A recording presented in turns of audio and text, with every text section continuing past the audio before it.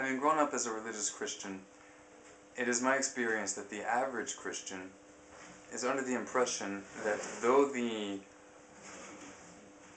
dusty old cursed law of Moses is done away with, that the Ten Commandments somehow still remain as a universally binding moral code.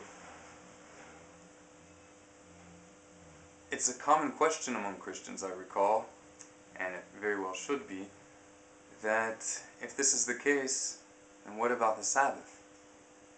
The common answer is one, that Sunday is the Sabbath day, though I think this opinion is decreasing as biblical literacy slowly increases. And that idea can be easily dispelled simply by checking the calendar. There you will see that it is the first day of the week and not the seventh day of the week. So now a more common, in my experience, explanation is that the seventh day was changed from being the Sabbath, though it undoubtedly is the original Sabbath, as indicated in many languages in which the actual name for the seventh day remains a derivative of the word Shabbat, Sabbath. And these who claim that it was changed to the first day of the week base it on one of two things. One, either the church fathers' authority. They actually claimed that in their own authority, certain ones, that they changed the Sabbath from the seventh day of the week to the first day of the week, which should leave you scratching your head wondering if Christ had already done so, or his immediate students had already done so. Why would the church fathers need to do so? And they also enforced it in their Catholic government and had people executed for violating this, and recorded that there were many early believers or Christians, though they didn't call themselves Christians, who continued to try to observe the seventh day as the Sabbath, and if they would get caught doing so, they would get killed. That's a great way to rewrite history. Anyway, so a more common explanation, largely among evangelicals, I think, is that when Christ came, he changed the first day of the week into the new Sabbath, so to speak. And they back this up with a few things. But I ask the question, if so, why doesn't this appear explicitly in the New Testament? Second thing, if he did, then why did certain Christian groups, mainly those centered around the Middle East, continue to observe the seventh day as the Sabbath and not the first day?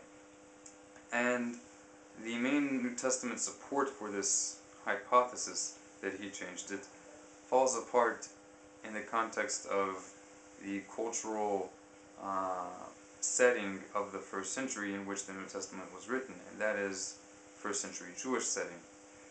Most of the support drawn for the assumption that Christ changed it to the first day of the week are based on certain references to the early Christians gathering on the first day of the week. Sometimes it says explicitly the evening of the first day of the week. So how did these fall apart? One, gathering on any particular day of the week doesn't mean anything particular in a Jewish setting, because historically Jews meet every single day of the week. We're not Christians. Very often, in most cases, 3 times a week, but at least 2 times a week in history. Especially when it would be the end of the Sabbath day. And what is the end of the Sabbath day?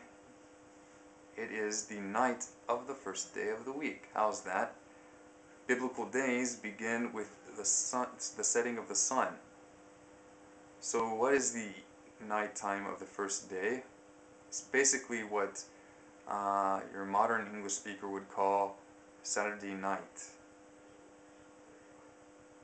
Now, even if the New Testament were to have explicitly taught that such a change occurred. This would only be one more reason why Christianity is unbiblical. What do I mean by that? How could I dare say that this would make Christianity unbiblical? Certainly Christ has the authority to change the law. Well, if he changed this law, just as if he changed any other laws in the law of Moses, he would be basically proclaiming with the statement that the Almighty is unfaithful and a liar. Why? Because it says in Exodus chapter 20, among many other places, chapter 30, verse 16, وَشَمَرُوا بَنِي إِسْرَائِيلَ أَتْ هَالشَّبَّوث لَعَسِرْ أَتْ هَالشَّبَّوث إِذِرُثُمْ بَرِيث عِلَوم بني وبن بني إسرائيل إثهي لعلوم كي ششات يومي معصونا ذنوية هالشمايم وذوورنش وبيوم هالشبيعي شبات وينوفاش. And the children of Israel shall keep the Sabbath day to do it.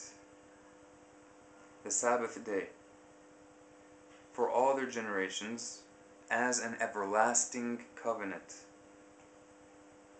between me, the Almighty, and between the children of Israel. It is a sign forever. For 6 days the Almighty made the heavens and the earth, but on the 7th day he ceased and was relieved. Relieved, Fash has metaphorical implications. Basically means that the mission was accomplished. The Almighty is far above the need for rest, as understood. Now, it should be quite clear. An everlasting covenant. This gets repeated over and over again throughout the Bible.